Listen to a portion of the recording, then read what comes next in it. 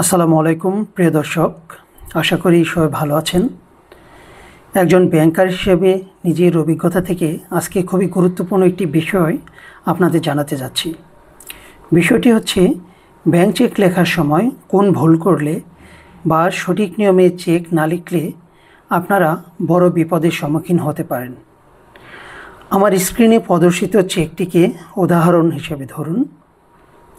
চেকটি আপনি কাউকে হস্তান্তর করেছেন ৮,০০০ টাকার সম্পূর্ণ কমপ্লিট একটি চেক। এটি ব্যাংকে উপস্থাপন করা মাত্র আপনার অ্যাকাউন্টে যদি পর্যাপ্ত পরিমাণ টাকা থাকে তাহলে কিন্তু ব্যাংক টাকা দিয়ে দিবে, কিন্তু যাকে চেক দিয়েছেন তিনি চেকে কিছু পরিবর্তন করলেন।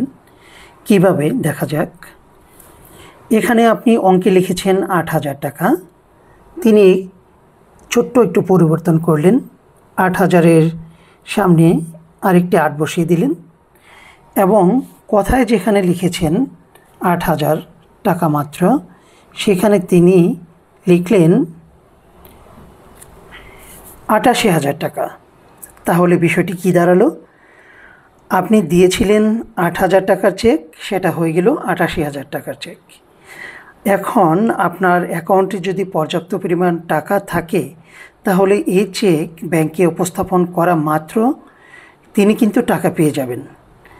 অথবা যদি আপনার অ্যাকাউন্টে পর্যাপ্ত পরিমাণ টাকা না থাকে তাহলে তিনি আপনার বিরুদ্ধে চেক ডিজনারের মামলা করতে পারবেন। তাহলে আপনি সামাজিকভাবে বড় ক্ষতির সম্মুখীন হলেন, আর যদি তিনি টাকা নিয়ে যান তাহলে আর্থিকভাবে ক্ষতির সম্মুখীন হলেন। এ থেকে পরিত্রাণের উপায় কী? এ থেকে পরিত্রাণের উপায় খুবই সহজ। আমাদের একটু সচেতন থাকতে হবে।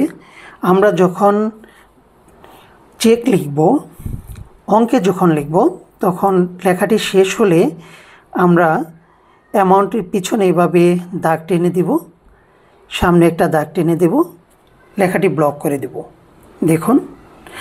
আর যখন আমরা কথায় লিখব, কথায় সম্পূর্ণ লেখা শেষ হলে প্রত্যেকটি শব্দের মাঝখানে এবং সামনে পেছনে আমরা দাগ টেনে ব্লক করে দেব, ঠিক এভাবে।